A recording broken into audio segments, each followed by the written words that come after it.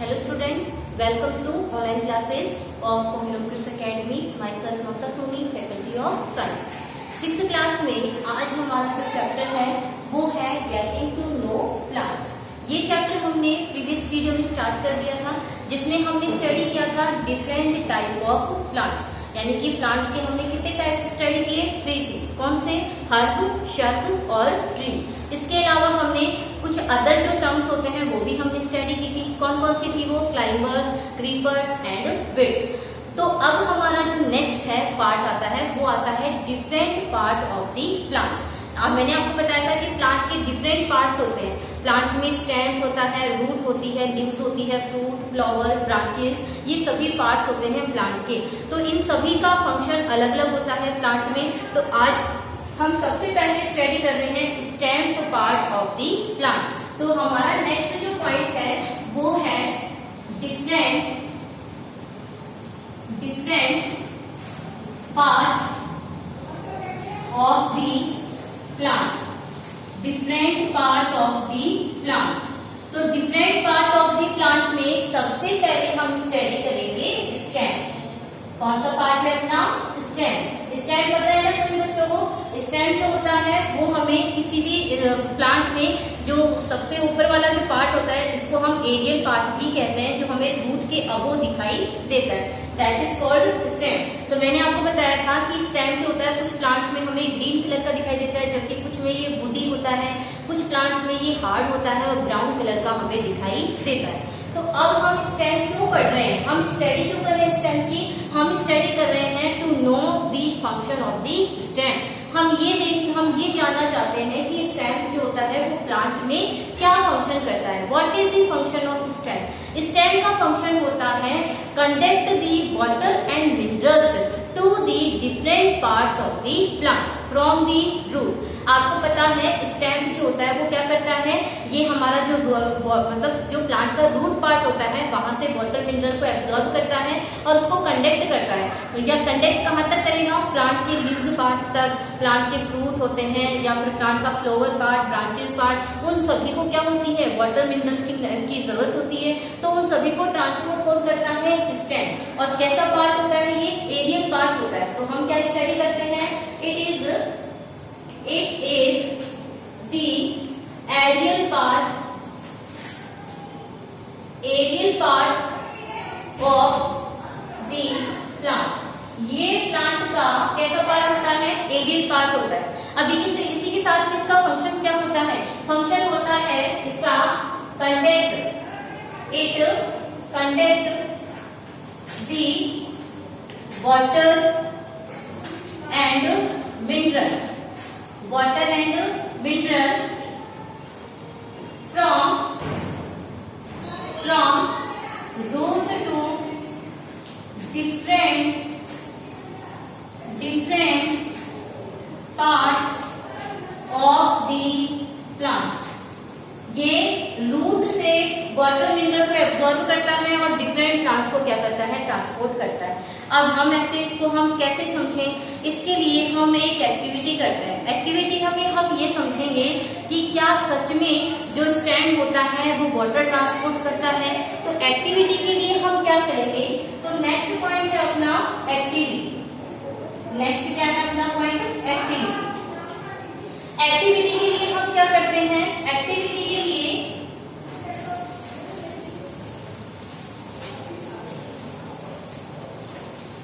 to know the conduction of the water in the stem, we perform the activity।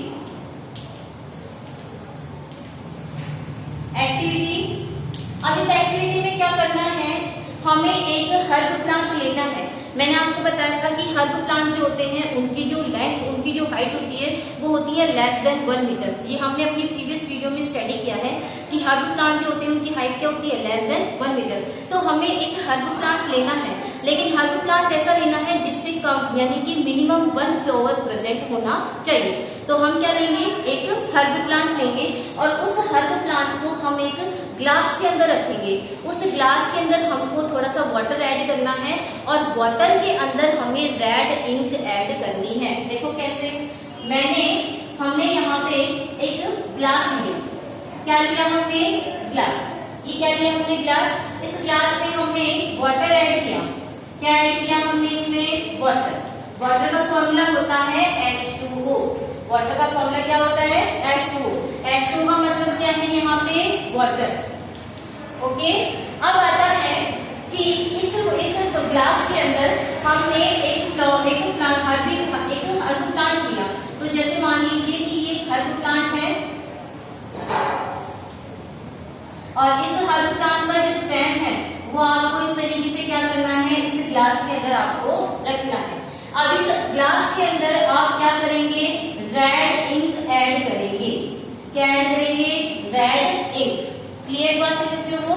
अब आप देखो कि जब आप इस प्लांट को कुछ टाइम के लिए आप ऐसे ही छोड़ दीजिए। अब हम क्या करते हैं, आफ्टर सम डेज ये जो स्टेम इसका ये जो हमने प्लांट लिया है इस ग्लास में, इसको हम बाहर रिलीज करेंगे। तो जैसे मान लीजिए इस स्टेम को हमने इस तरह से बाहर रिलीज कर लिया, ऐसे ये स्टेम हमने बाहर ले लिया है। अब हमने क्या किया, इसका यहाँ से कट लिया इस तरह से, इसको हमने क्या किया? कट किया। ये कट होता है TS सेक्शन। TS सेक्शन का मतलब होता है ट्रांसफर सेक्शन। जैसे मान लीजिए कि ये चौक है, इस चौक को अगर हम इस तरह से इसका कट करते हैं तो ये ट्रांसफर सेक्शन कहलाता है। इस चौक को अगर हम इस तरह से कट करें दैट इज ट्रांसफर सेक्शन। अगर हम इसको इस तरह से कट करते हैं that is longitudinal section, LS जिसको हम कहते हैं। तो अभी हम इसका क्या कर रहे हैं? TS। तो मान लीजिए कि जैसे ये प्लांट है तो हम इसका TS कट करेंगे। तो जैसे मान लो हमने इसका TS कट किया तो हमें इसका इस तरह से रीजन जो है वो दिखाई देगा। मतलब ये हमें राउंडेड रीजन में जो हमें स्टैम्प है वो दिखाई देगा। तो मान लीजिए कि ये स्टैम्प जो है वो आपको कैसा दिखाई देगा? इस तरह से दिखाई देगा। इसका जब आप TS सेक्शन कट करेंगे तो इस तरह से आपको स्टैम्प दिखाई देगा। अब इस स्टैम्प के अंदर कुछ ये जो रेड इंक जो होती है वो हमें एक रिंग की जैसे दिखाई देती है। कहने का मतलब क्या है कि रेड इंक जो है वो जब हम स्टैम्प को कट करते हैं तो रेड इंक जो है वो हमें स्टैम्प के अंदर दिखाई देती है। इसका मतलब क्या है? इसका मतलब ये है कि ये जो स्टैम्प होता है ये वाटर को एब्जॉर्ब कर रहा है और एब्जॉर्ब करके कहाँ तक ट्रांसपोर्ट कर रहा है? हर्ब के एरियल पार्ट तक उसको ट्रांसपोर्ट कर रहा है। तो ये एक्टिविटी है किसके लिए? ये एक्टिविटी है conduction of water by the stem. तो ये एक्टिविटी से हमें ये समझ में आता है कि स्टेम जो होता है वो वाटर और मिनरल्स का कंडक्शन करता है प्लांट्स में।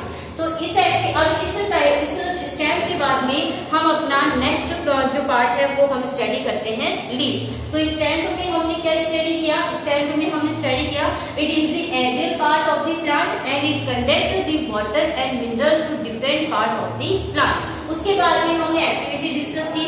एक्टिविटी में हमने क्या देखा? हमने एक हर्बिवोरस प्लांट, एक हर्ब प्लांट लिया, उसको हमने ग्लास में रखा। ग्लास में हमने क्या लिया? वाटर। वाटर का फॉर्मूला क्या होता है? H2O। ग्लास के अंदर हमने और क्या ऐड की? इसके अंदर red ink. After some time यानी कि कुछ दिनों के बाद हमने हर्ब प्लांट को बाहर रखा। बाहर से हमने हर्ब प्लांट की स्टेम की TS ली। TS से हमें एक जो पार्ट होता है राउंडेड पार्ट, उसमें हमें क्या दिखाई देता है? ये रेड इंक दिखाई देती है जो कि हमें ये रिप्रेजेंट करती है कि जो स्टेम होता है वो वाटर का कंडक्शन करता है। नेक्स्ट पार्ट आता है अपना लीफ।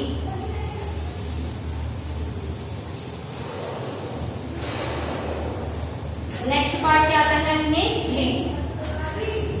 सेकंड पार्ट है लीफ। लीफ क्या होता है? लीफ आपको पता है कैसा पार्ट होता है प्लांट का? एरियल पार्ट होता है। कैसा पार्ट होता है? एरियल, जिसको आप कह सकते हो फूड चेन या आप कह सकते हो फूड फैक्ट्री ऑफ प्लांट। इसको हम फूड फैक्ट्री ऑफ प्लांट भी कहते हैं। अब देखिए किसी भी लीफ को जब हम देखते हैं तो उसकी स्ट्रक्चर हमें अलग अलग दिखाई देती है। कुछ लीफ जो होती है साइज में काफी स्मॉल होती है, कुछ लीफ जो होती है साइज में काफी बिग होती है। तो हर लीफ का जो साइज होता है वो सिमिलर नहीं होता। लीफ का साइज क्या होता है? डिफरेंट होता है। अब लीफ जो होती है जनरली आपको कैसे कलर की दिखाई देती है? Green colour. कैसे कलर की होती है? ये ग्रीन। अब ये जो ग्रीन कलर होता है लीफ का, ये होता है due to a pigment that is called chlorophyll. A chlorophyll pigment is found in a leaf. Due to this, the color of leaf is green. यानी कि पिगमेंट क्या होते हैं? पिगमेंट का मतलब ये ऐसे सब्सटेंस होते हैं जो कि जिस भी कंपाउंड में या मान लीजिए या जिस भी सब्सटेंस में पाए जाएंगे वो उनका जो कलर होता है ये अपने अकॉर्डिंग बना देते हैं। जैसे मान लो क्लोरोफिल है तो क्लोरोफिल का कलर कैसा होता है? ग्रीन। अगर ये लीफ में पाया जाएगा तो ये लीफ को कैसा कलर देगा? ग्रीन कलर देगा। तो हम क्या कहेंगे? लीफ का कलर कैसा होता है? ग्रीन। क्यों? Due to presence of chlorophyll pigment. ठीक है, कैसे किसकी वजह से होता है? क्लोरोफिल पिगमेंट की वजह से इसका कलर हमें कैसा दिखाई देता है? ग्रीन कलर हमें दिखाई देता है। सब लीफ का फंक्शन क्या होता है? To make the food for the plant. ये प्लांट के लिए क्या करती है? फूड फॉर्मेशन करती है। तो इसका फंक्शन क्या हो गया? It make the food for the plant. It make the food for the plant. अब ये जो प्लांट के लिए फूड फॉर्मेशन करती है वो करती है बाय द फोटोसिंथेसिस। किसके द्वारा करती है? फोटोसिंथेसिस के द्वारा, जिसको हम अपने आगे वाली क्लास अपने नेक्स्ट चैप्टर में स्टडी करेंगे। अभी तक तो हमें केवल यही स्टडी करना है कि जो लीफ है वो क्या काम करती है? वो प्लांट के लिए फूड फॉर्मेशन करती है। अब देखिए कि जो लीफ होती है उसकी जो स्ट्रक्चर होती है उसमें हमें कौन कौन से पार्ट्स दिखाई देते हैं उसे हम स्टडी करते हैं कि लीफ के अंदर हमें कौन कौन से पार्ट्स दिखाई देते हैं। तो हम यहाँ पे एक लीफ की स्ट्रक्चर ड्रॉ करेंगे। क्या करेंगे? लीफ की स्ट्रक्चर ड्रॉ करेंगे। हम समझेंगे कि different parts of the leaf कौन कौन से होते हैं। तो देखिए यहाँ से आपको एक स्टेम पार्ट ड्रॉ करना है इस तरीके से। ठीक है, ये कौन सा पार्ट कहलाएगा? Stem part. स्टेम पार्ट से लीफ जो होती है वो अटैच होती है और यहाँ से एक स्ट्रक्चर निकलती है जिसको हम अभी स्टडी करेंगे और उस स्ट्रक्चर को आपको इस तरीके से बनाना है, ऐसे करके ऐसे। ठीक है, अब इस तरीके से लीफ जो होती है वो हमें प्लांट्स के अंदर दिखाई देती है। सभी बच्चों को समझ में आया? अब कई बार जो स्टेम पार्ट होता है वहां से भी हमें कुछ छोटी छोटी स्मॉल साइज की लीफ जो होती है वो हमें दिखाई देती है। अब देखो होता क्या है? प्लांट्स किसी भी लीफ का वो पार्ट जिसके द्वारा वो स्टेम से अटैच होती है दैट इज कॉल्ड पेटियोल। तो देखो ये वाला जो पार्ट है, ये वाला पार्ट, इसके द्वारा लीफ जो है वो किससे जुड़ी हुई है? स्टेम से अटैच है, that is called petiole.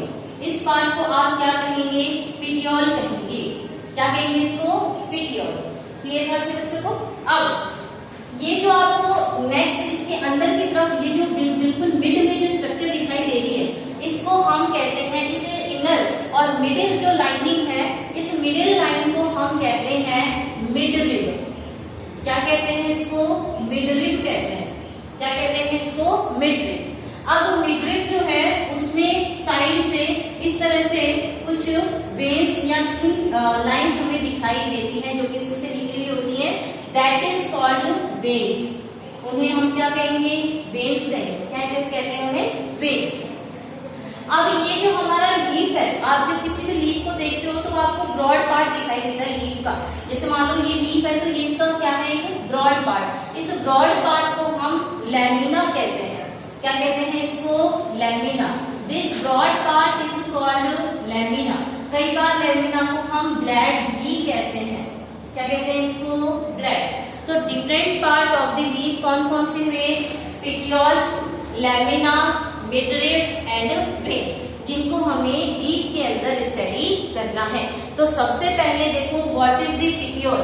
Petiole का हम सब क्या समझेंगे? Petiole means the structure by which leaf is attached with the stem is called petiole. Petiole means क्या है?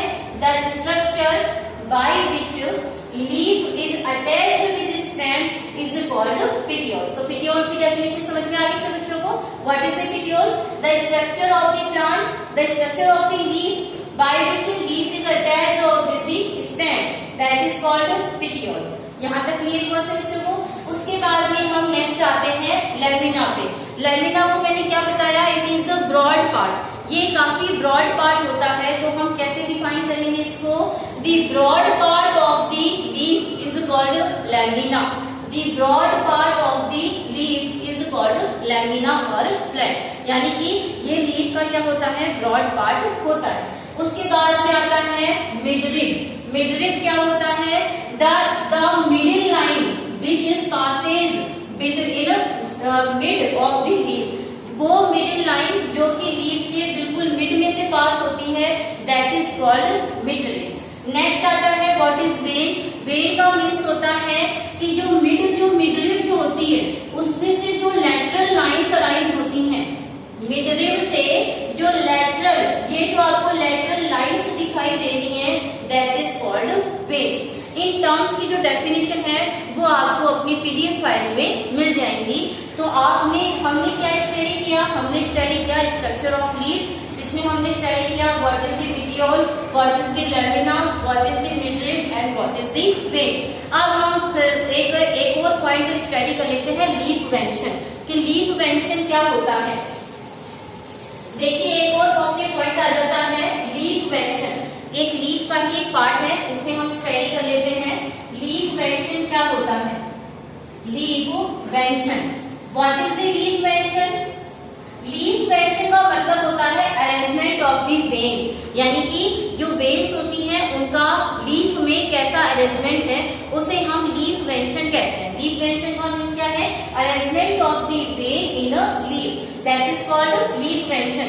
अब लीफ वेंशन के टाइप्स कितने होते हैं, 2।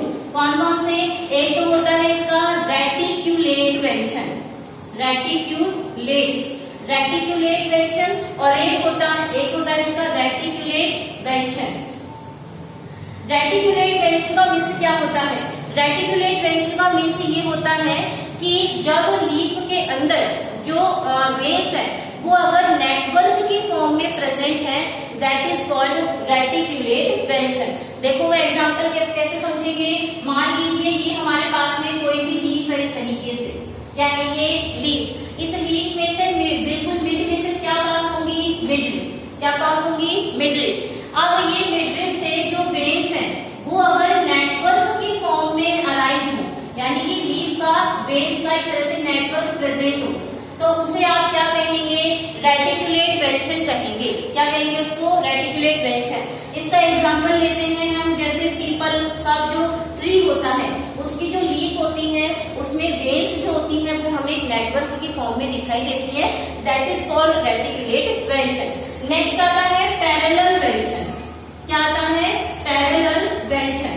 पैरेलल वेंशन का मतलब क्या होता है, अगर लीफ में जो भी वेन्स पाई जा रही है वो अगर मिडरिब के पैरेलल है, तो दैट इज कॉल्ड पैरेलल वेंशन। इसका डायग्राम कैसे बनाएंगे, जैसे मान लीजिए कि ये लीफ है इस तरीके से, ऐसे इस तरह से ऐसे, तो अब ये लीफ में से क्या पास हो रही है, मिडरिब, क्या है ये, मिडरिब, और मिडरिब से इस तरह से इसके पैरेलल अगर आपको वेन्स दिखाई दे रही हैं, तो दैट इज कॉल्ड, क्या होगा वो, पैरेलल वेंशन होगा। क्या होगा, ये पैरेलल वेंशन। अब नेक्स्ट जो इससे अपना नेक्स्ट जो टॉपिक है वो हम अपनी नेक्स्ट वीडियो में स्टडी करेंगे। So thank you for watching this video. Video की पीडीएफ फाइल जो है वो आप डिस्क्रिप्शन लिंक से डाउनलोड कर सकते हैं। So thank you.